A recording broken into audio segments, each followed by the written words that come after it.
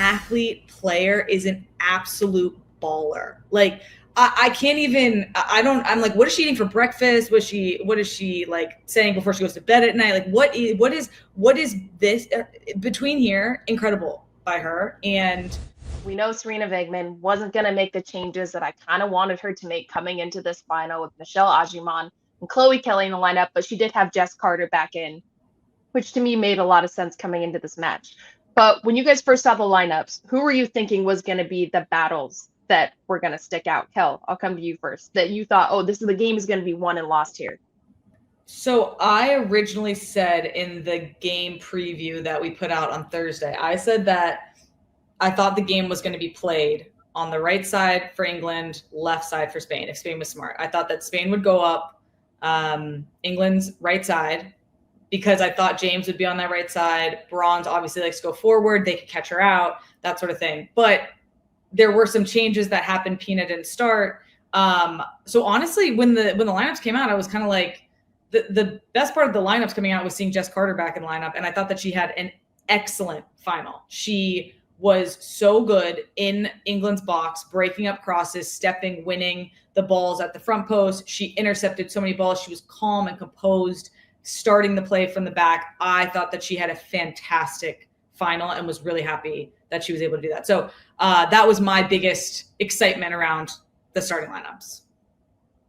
Yeah, same for me. When I was literally said out loud, like, oh, Jess back in the starting lineup, great, But she's a center back, and that's where she thrives. But the mentality to have to go through what she went through, not start last game, could possibly put her out of her flow or put her out of her focus. But today she was up to the task.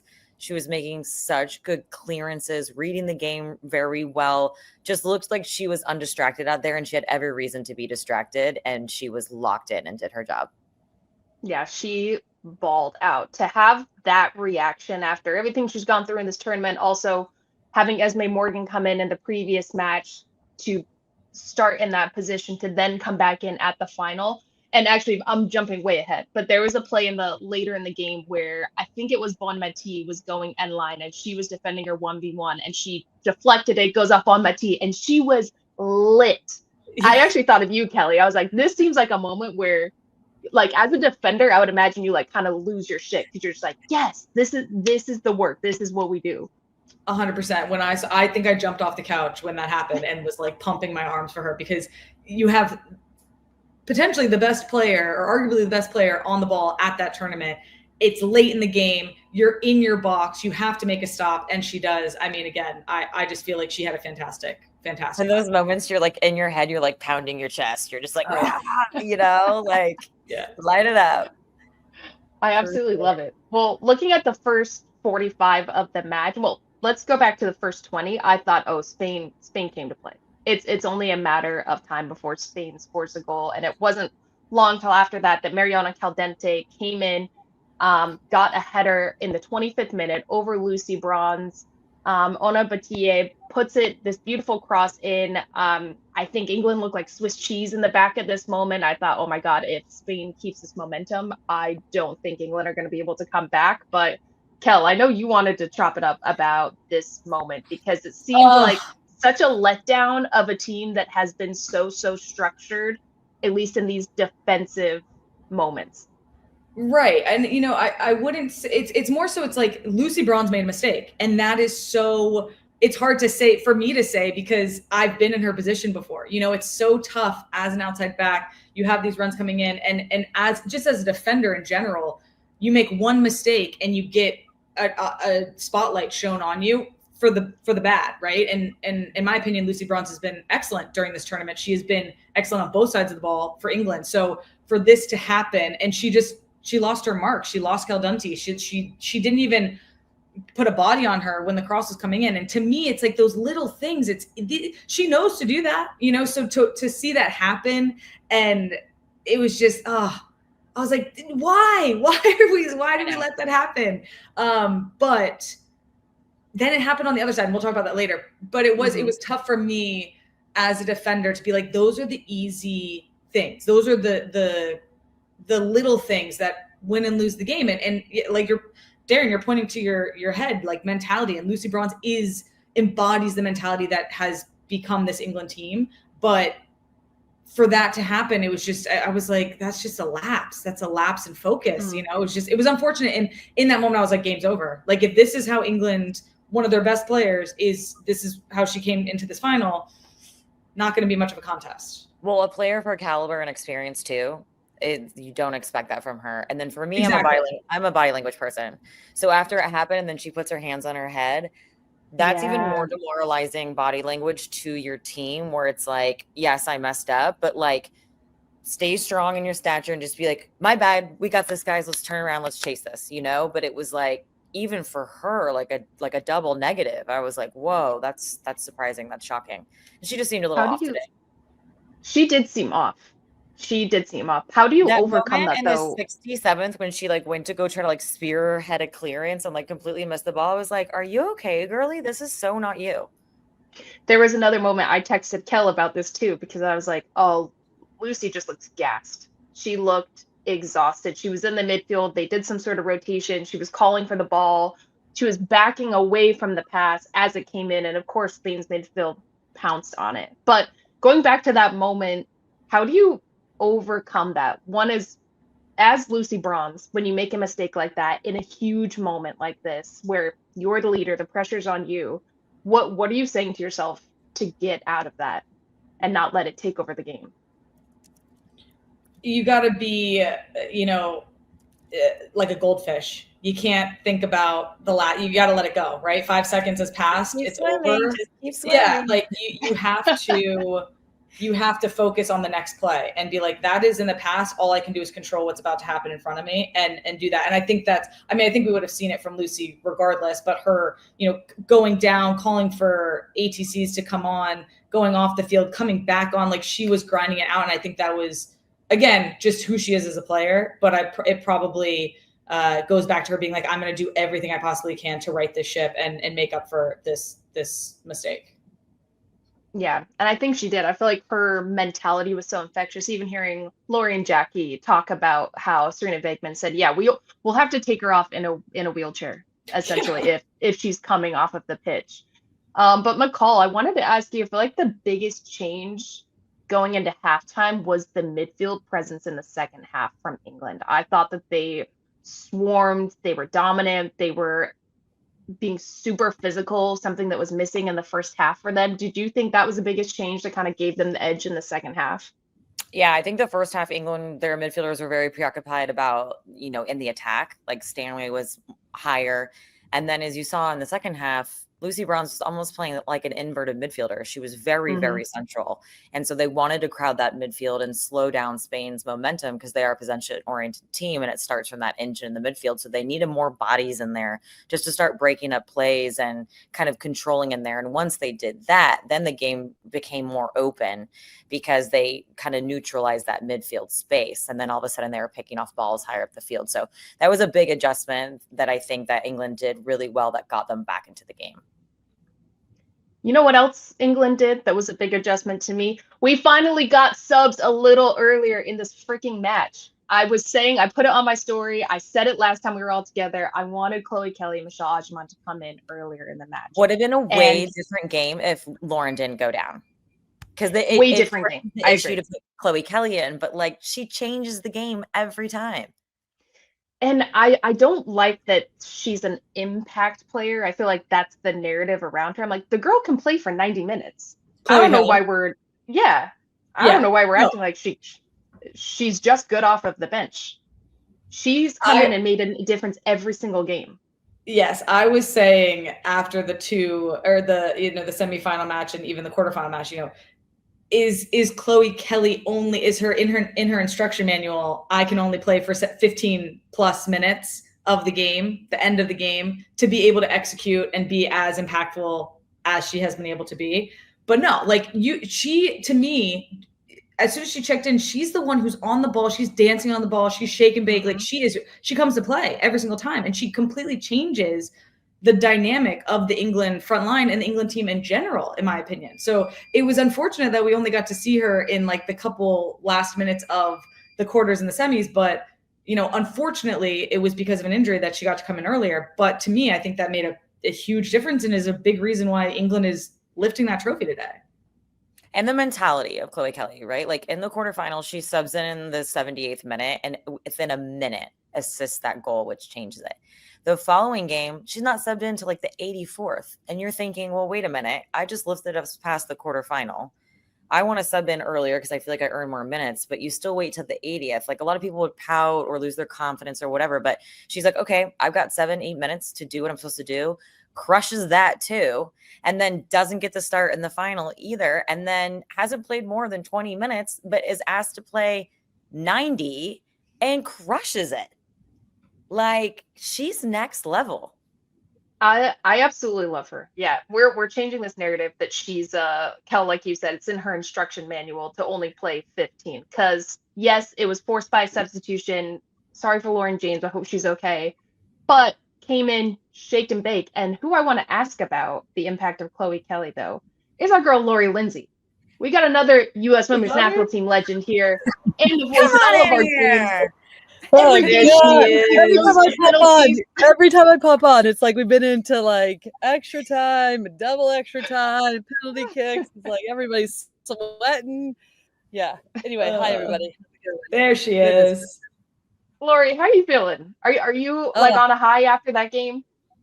Yeah, no, I mean, it was for sure. And credit to England. I mean, we've seen this a number of times in this tournament, right? They've had to come battle back. They've stayed together. I think that is, as we all know, that's like what it is, right? In these moments, it's less about tactics. Yes, you want to get those things right, but it really is just like the belief, desire to get it done. And I think once you started seeing England in this tournament win in late in games, it was like they're not going to lose this one. So I did feel like Spain uncharacteristically in some ways lost their way. Like I felt like it was a big mistake that they didn't put that game away in the first half. I thought they had England, especially once they scored that first goal, and they should have kept going. But that's learned, right? Those are learned in those moments of like how to do that. You get a lot of young players experience for Spain in this game, but yeah, it was just a matter of time, I felt like, for England. And once they hit penalty kicks, it was like, it's going to be tough for Spain to win in penalty kicks, in my opinion. Yeah. I mean, Laura, we were just talking. Go ahead. Spain had to score first because they don't really know how to chase a game. They don't have rushy energy or urgency going forward. They're very patient, very methodical, and can't really adjust to a higher tempo when they are down a goal. So it would have been a completely different game if England had scored first, but Spain had to stay into the game, in my opinion.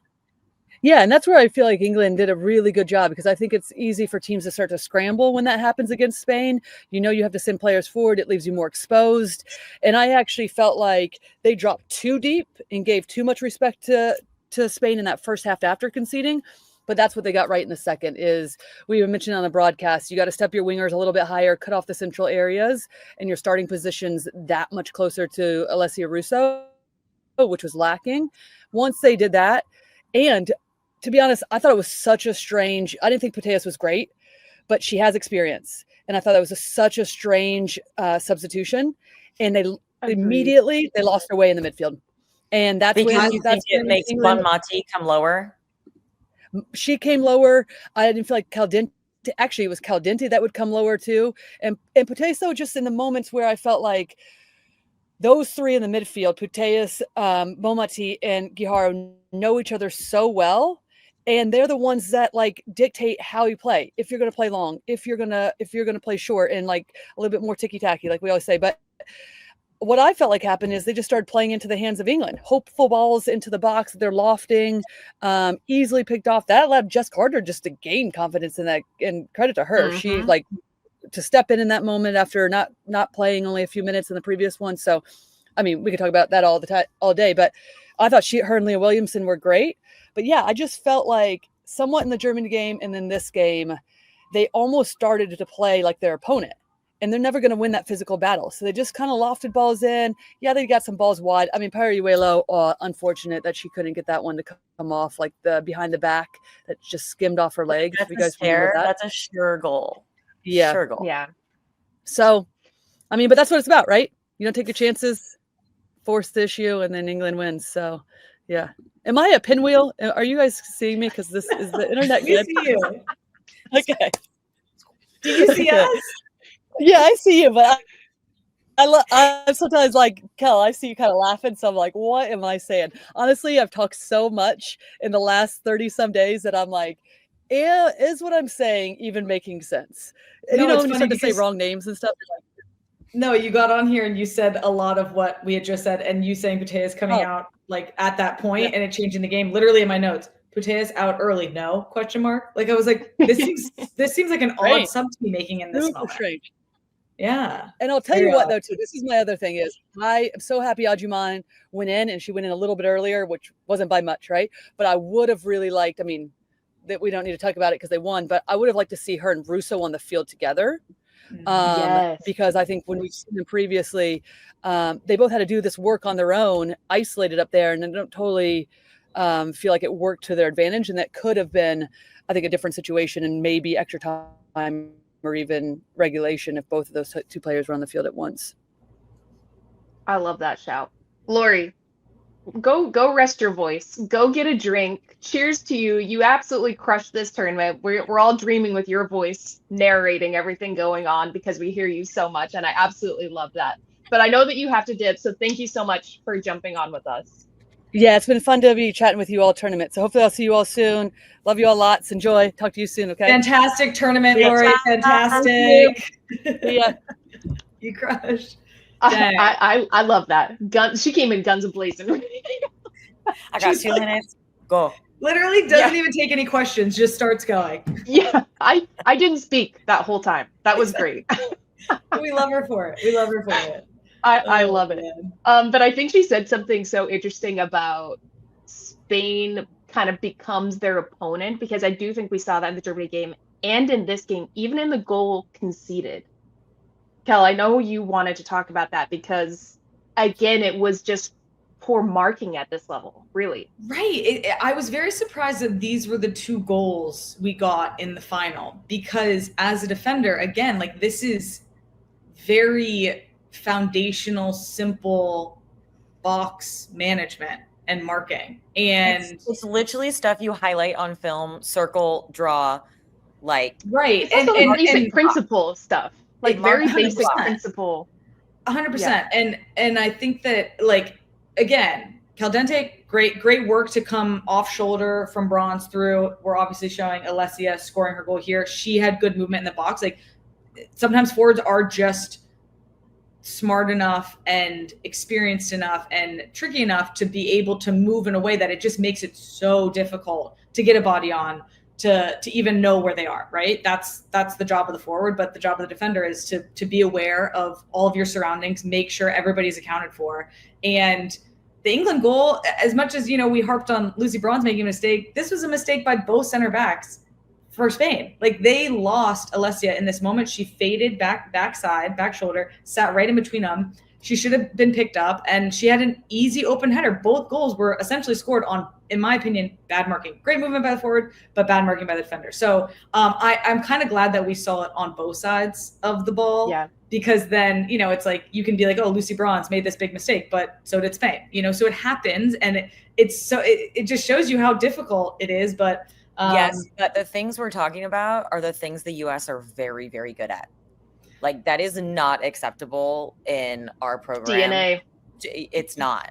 Like those right, goals and would that's not happen against us. So when everyone's talking about like, oh, how would the U.S. do in this tournament? Well, those are the small details. That's the edge where we are better, and we would get a result, or it wouldn't be as easy to score on us. So I agree with you, McCall. And for instance, it would be different if somebody was getting a body on Caldentey, somebody was getting a body on Alessia, and just overpowered the strength, whatever. She won that battle. But it's the fact that like both players, both goal scorers, completely free, able to move about, no impeding their run, no impeding their movement. And again, as a defender, I'm just like, I'm losing my mind on the couch, being like, what are we doing, guys? Like, do we need just a little one-on-one before we go into these games? But that's just me freaking out over here. No, even like little dark arts of like, let me just body her so she doesn't get a clean jump on this, or let's do. Yeah, just a little something. We didn't see it, but hey, both teams are human. Both are human. We saw mistakes on both sides. But I will say, when England got that goal, I thought England's gonna win this. That to me showed that England have much more edge late in games, as much as they like to make us suffer, they know throughout this tournament, they've literally had that mentality every game that's logged back, the last 2 games that they played. Oh, we can overcome this and we can win. So going to penalties, I just thought even Spain's body language wasn't good walking up to the spot. Definitely agree. When England scored, I go, okay, we got a game. Like, this is anybody's game at this point, in my opinion. Mm-hmm. But I favored England because of previous results and how they had to get them. Yeah, I think their journey made them more prepared for this moment than Spain's did. For sure. By far. Yeah, that's a good point. Okay. Thank you. And I'm wearing my Anna Morehouse England kit. Had to give her a shout out. That's my little work wife. But I want to look back at this match between both teams, goalkeepers included. Who do you guys think was player of the match for both of you? I can start. I'm going to say Hannah Hampton. I think with the chatter around her, the Mary Earps comparisons, the history of how England's done in this, where she was the second string goalkeeper, for her to come in and do that, make 2 saves, lead this team to a win in the Women's Euros final, to me, I was round of applause. Player of the match for me. And people were looking at her under a microscope, right? Because they're like, yeah, this is the new switch. In their minds, they preferred Earps or what have you. She knew she had big shoes to fill. So everyone's like, can she do it? And for her not only reach that level, but like exceed it and impress us says a lot. Facts and stacks for that young lady. Amazing. Yeah, I agree. I mean, incredible tournament for her, incredible final for her, especially with all the storylines that went around it. But I got to go Chloe Kelley. I mean, it's just like, talk about ice in your veins, man. Like this athlete player is an absolute baller. Like, I can't even, I'm like, what is she eating for breakfast? What is she like saying before she goes to bed at night? Like, what is this between here? Incredible by her. And also just what she was able to bring to the field and the energy and the excitement and just kind of like, she didn't care. She was like, I'm here to play. I'm here to ball. You put me on the field. I'm about to show you and you're going to be scared of me. And I loved watching her play in this tournament. Yeah. A good word for Chloe Kelley. Yeah. A good word for Kelley is unfazed. Like, no matter what she needs to do, she'll get it done. Doesn't matter if she has 10 minutes to do it, 90 minutes to do it. If she's been left out of the starting lineup, on the bench, whatever it is, like she just like, ice in her brain. Like nothing phases her. She goes out there, she gets her job done. And an inspiration to any young players watching, like that is the player you want to be, the teammate you want to have. If you're a coach, the player you want to coach. She is the ultimate example of a team, a player shining within a team environment and doing it for the squad. Yeah, I love that, McCall. And no matter what your role is, because hell, your journey as a player is so up and down, and to see her consistently just ride the wave of it and also show up whatever amount of minutes she gets, I love it. Ice in her veins.